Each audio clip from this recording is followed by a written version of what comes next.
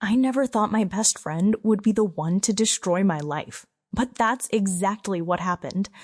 Looking back now, I can see all the warning signs I missed, all the red flags I ignored because I trusted her completely. It started on an ordinary Saturday night. My best friend Becca called me, slurring her words, asking if I could pick her up from some party across town. I was already in my pajamas, exhausted from a long week, and honestly, I just couldn't do it. I felt guilty, though. Becca and I had been inseparable since high school. The kind of friends who knew everything about each other, who'd been through breakups and makeups and every milestone together. So instead of leaving her stranded, I asked my boyfriend Nate if he could grab her. He's a good guy like that, always willing to help out, even if it meant driving 30 minutes out of his way on a Saturday night. "Of course, babe," he'd said, kissing my forehead. "I'll make sure she gets home safe." I didn't think anything of it. Why would I? These were the two people I trusted most in the world. But a couple days later, something felt off. Nate started acting strange around his phone. Really strange. He'd always been pretty casual about it, leaving it face up on the counter, letting me use it if mine was charging. But suddenly, he was flipping it face down every time he set it down. He changed his passcode. When I'd walk into a room, I'd catch him quickly closing out of something, giving me this tight smile that didn't quite reach his eyes. My stomach started churning with that awful feeling you get when you know something's wrong, but you can't quite put your finger on it. I tried to tell myself I was being paranoid, that I was creating problems where there weren't any, but the feeling wouldn't go away. Then I ran into Becca at the grocery store. We grabbed coffee afterward, and I mentioned Nate's weird behavior, just venting to my best friend like I always did. I expected her to tell me I was overthinking it, that guys just get weird about their phones sometimes. Instead, her face crumpled. Her eyes filled with tears, and before I could even ask what was wrong, she started sobbing right there in the coffee shop. "Courtney, I'm so sorry," she choked out between gasps. "I didn't mean for it to happen. We were both drunk, and it just happened." My blood turned to ice. "What are you talking about?" She couldn't even look at me. "That night, when Nate picked me up, we hooked up in his car." I felt like the floor had dropped out from under me. The world tilted sideways, and for a second, I couldn't breathe. This couldn't be real. Not Nate, not Becca, not the two people I loved most. "You're lying," I whispered, but even as I said it, that was already creeping in. It would explain the phone thing, wouldn't it? The secrecy, the changed passcode, the guilty looks. "I'm so sorry," Becca kept saying, tears streaming down her face. "I know I'm a terrible person.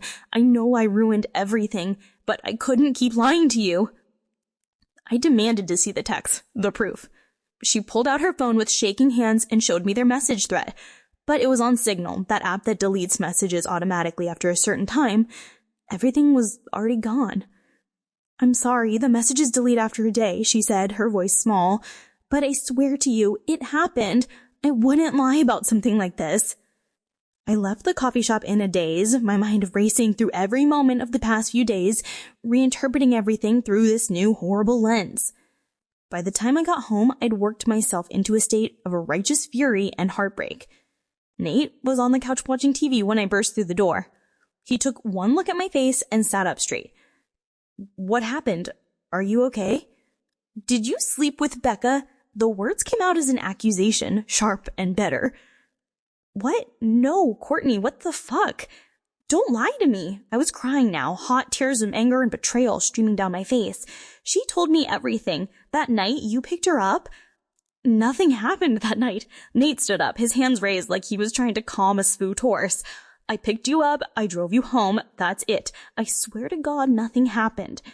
"Then why have you been so weird with your phone? Why did you change your passcode?" He ran his hair through his head, looking genuinely distressed. "Okay, yes, we've been talking on Signal, but not about what you think." He took a deep breath. "I've been asking her about engagement rings. For you. I wanted to propose to you, and I thought she could help me figure out what kind of ring you'd like without you finding out." I wanted to believe him so badly it hurt, but the doubt had already taken root. That's convenient, I said, my voice breaking. Real convenient that you have this perfect excuse and no way of proving it because all the messages are deleted. Courtney, I'm telling you the truth. I love you. I would never do that to you. I don't know why Becca would say that, but she's lying. As if on cue, my phone buzzed. It was a text from Becca. Did you talk to him? Is he denying it? Before I could respond, another message came through. Ask him if he remembers what we did in the back seat. I showed Nate the messages, watching his face carefully for any sign of the guilt, but instead I saw pure confusion, then anger. What the fuck? He grabbed his own phone and called Becca right there, putting her on speaker. Hey, she answered with a cautious voice. Becca, what the hell are you doing? Why are you telling Courtney we hooked up? Because we did, Nate. Stop playing dumb. We did it. Nothing happened. I picked you up. I drove you home and left. That's it. Oh, so now you're gonna pretend you don't remember? Her voice had an edge to it, something sharp and almost gleeful. You're not lying because there's nothing to lie about. Nate was shouting now, his face flushed with anger. I don't know what sick game you're playing, but you need to stop. Now. Stop lying, Nate. He hung up on her, his hands shaking. We stood there in silence, both of us breathing hard, trying to process what had just happened. I didn't know what to think. Part of me believed Nate. His reaction had seemed genuine, his confusion and anger too raw to be fake. But another part of me couldn't shake the image Becca had planted in my mind. Why would she lie about something like this? What could she possibly gain? That night, and barely slept, I lay in bed next to Nate, watching the ceiling fan spin in circles, my mind going over everything again and again. By morning, I'd made a decision. I needed proof, one way or another. I found a way to recover deleted messages from Signal, I told Nate over breakfast, watching his reaction carefully. Without hesitation, he pulled out his phone and unlocked it. Show me how. My heart skipped. If he was guilty, he would have panicked, made excuses, maybe even accidentally broken his phone. But instead, he was handing it to me, eager to prove his innocence. Here, he said, opening the Signal app. Whatever you need to do, do it. I felt a rush of relief, but I had to follow through. I grabbed my old phone from the junk drawer and tried to download Signal to recover the messages. But the phone was too old. It wouldn't even support the current version of the app. So, now what? Do we need to go buy a new phone? Because I'll do it right now if that's what it takes for you to believe me. The desperation in his voice, the willingness to do it whatever it took, it finally broke through my doubts. No, I said toughly. I believe you. Do you? His eyes searched my face. Because I need you to actually believe me, Courtney. I need you to trust me. I do. I know you didn't cheat on me. I know you would never do that. Then why didn't you take my word for it in the first place? There was hurt in his voice now, hurt I'd put there by doubting him. I tried to explain about Becca, about convincing she had man, and how I didn't want to just dismiss her accusation without at least considering it. But Nate cut me off. I really can't listen to that right now. That's fair, I agreed. I'm going to cut her off completely, but first I want to call her and get her to admit she lied. You deserve to hear that. He nodded, and I called Becca on speaker. Hey, I said when she picked up. So I figured out how to recover deleted messages from Signal. There was a pause. Why would you need to do that? That's when I knew for certain she was lying. If her story was true, she wouldn't have asked that question. She'd know exactly why I would want to see those messages. Because I wanted proof of what you and Nate talked about. Oh, did you see them? Yes, I lied. Silence. Long, damning silence. Becca, I prompted. Are you going to say anything? So, does this mean you guys are engaged now? I lost it. Completely lost it. All the fear, the heartbreak, the sleepless nights, it all came pouring out in a scream. Are you serious? Are you fucking serious right now? What is wrong with you? That's all you have to say? How could you do this to me? Calm down, Courtney, she shouted back. Obviously, you never even believed me anyway, since you didn't break up with him. I was crying too hard to respond. My whole body was shaking with rage and betrayal and grief for a friendship I thought was unbreakable. Nate took the phone from my hand. Go fuck yourself, Becca.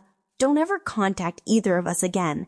He hung up and we sat there in the aftermath, both of us stunned by what had just happened. A minute later, my phone exploded with a text from Becca.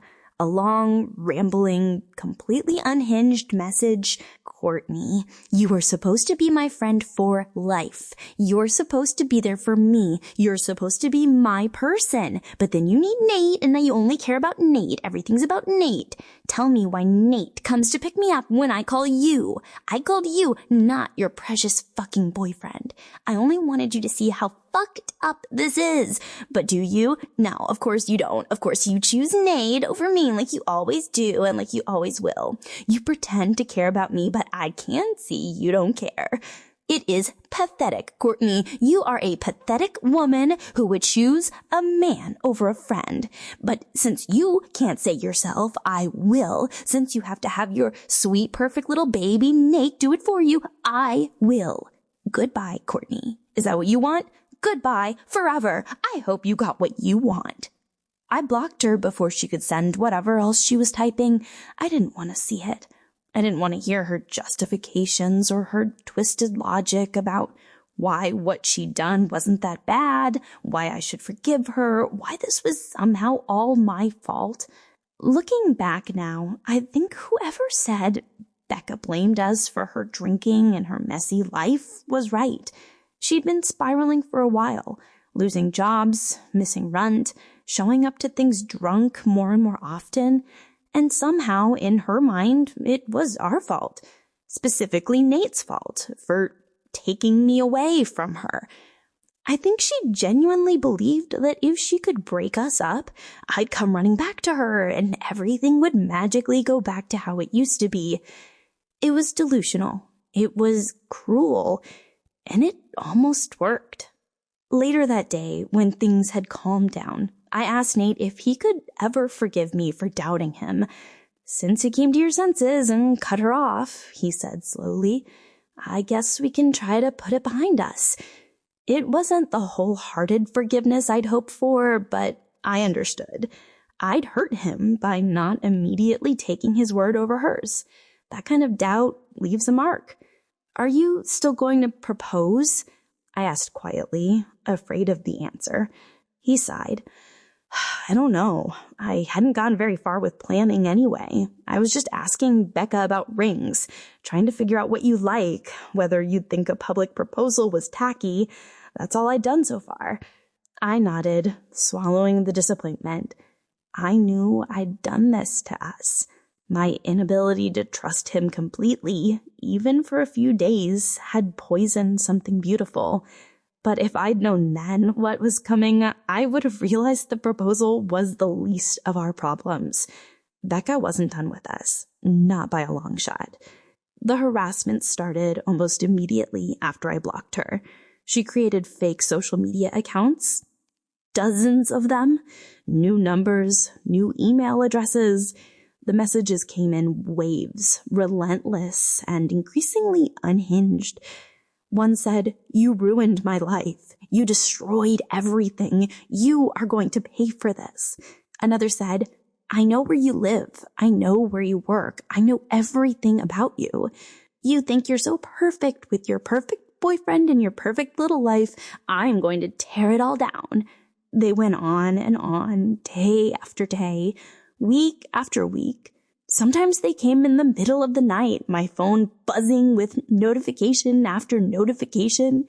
I started sleeping with my phone on silent, but then I'd wake up to 30 or 40 messages, each one more disturbing than the last. And it wasn't just private messages. Becca took to Facebook, posting long, rambling rants multiple times a day. She didn't use my name directly, but anyone who knew us would know exactly who she was talking about. She painted herself as the victim and me as some sort of evil villain who had destroyed her life out of pure spite. My so-called best friend abandoned me when I needed her most. She chose a man over a lifetime of friendship. She chose dick over loyalty. And now she's trying to destroy me completely because she can't handle the truth. The posts got more incoherent as time went on, more frantic and desperate. I watched her spiral in real time publicly for everyone to see. It was disturbing and heartbreaking and terrifying all at once. Mutual friends started reaching out asking what was going on. Some believed her version of events. Others could see she was having some kind of breakdown. The whole thing was humiliating.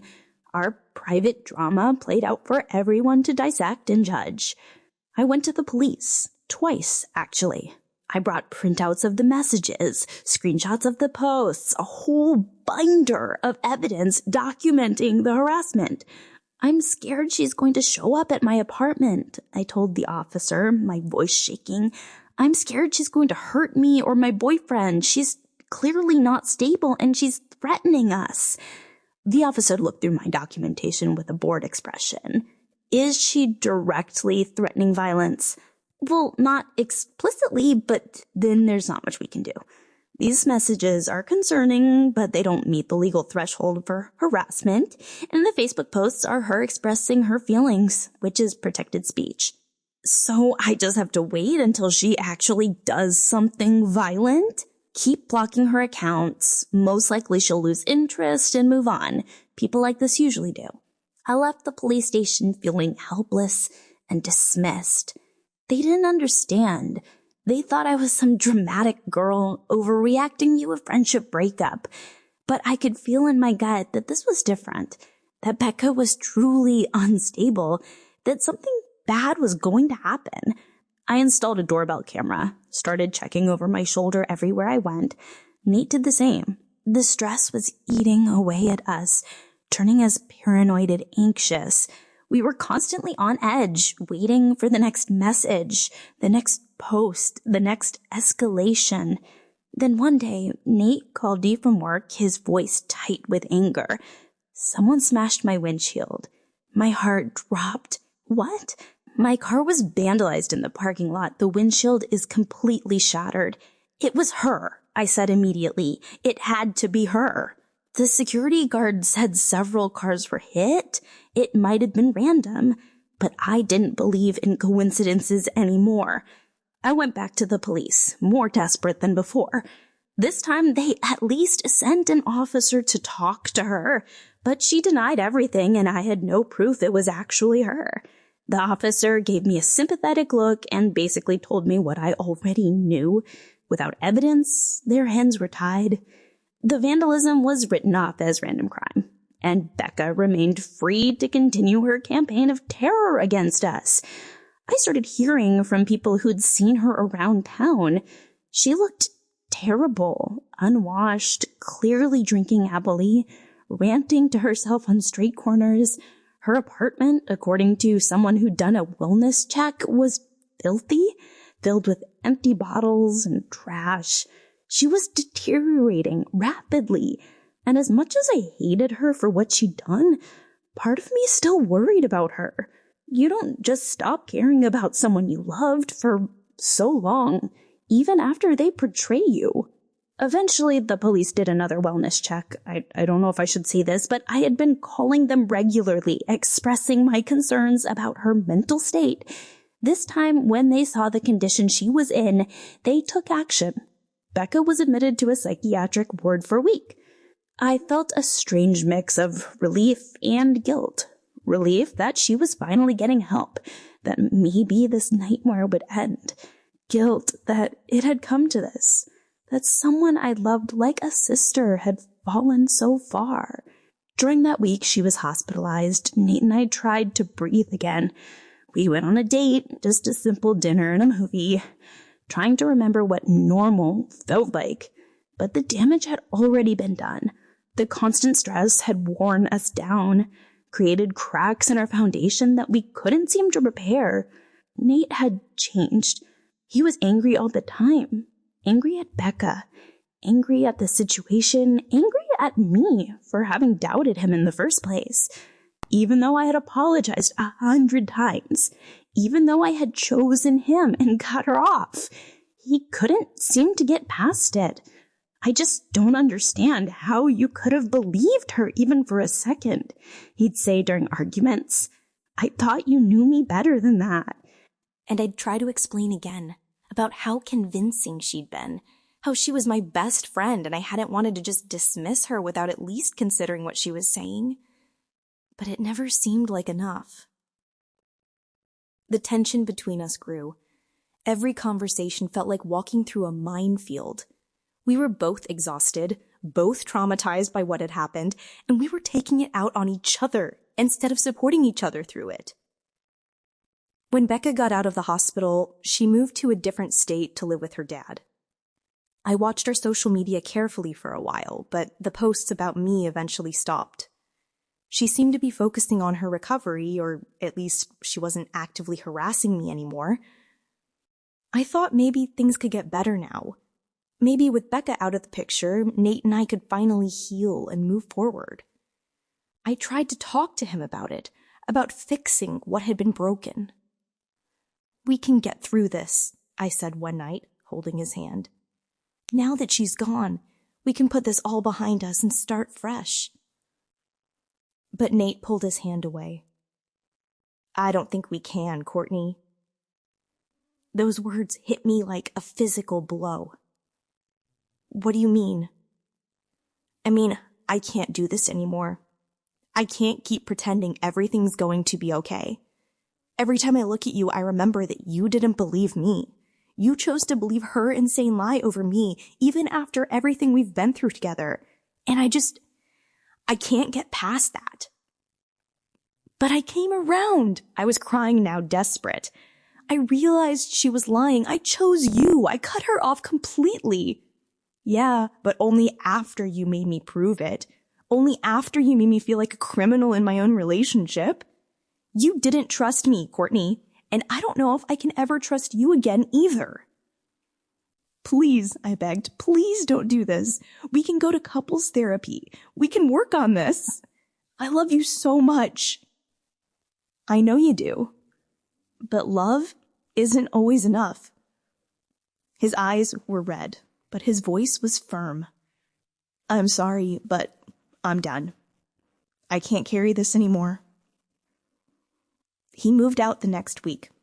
Just like that, after 3 years together, after all we'd survived, it was over.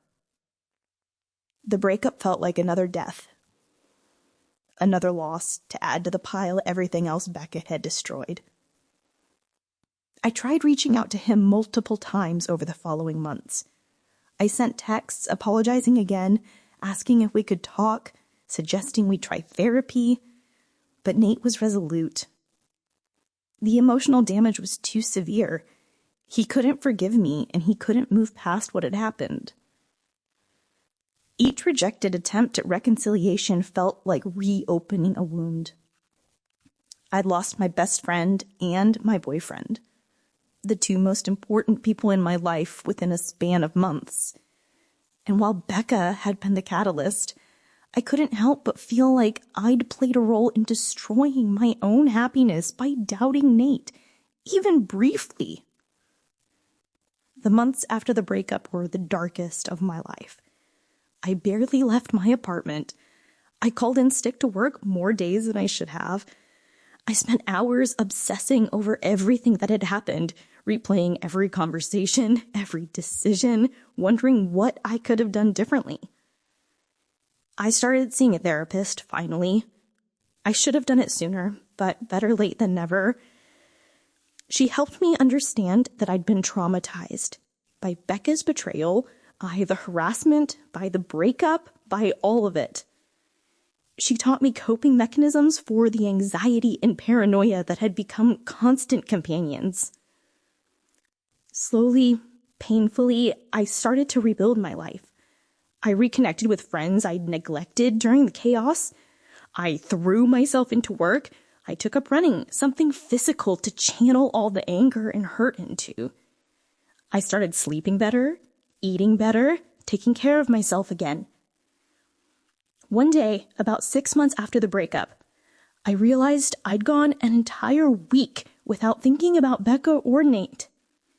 It was a small victory, but it felt monumental.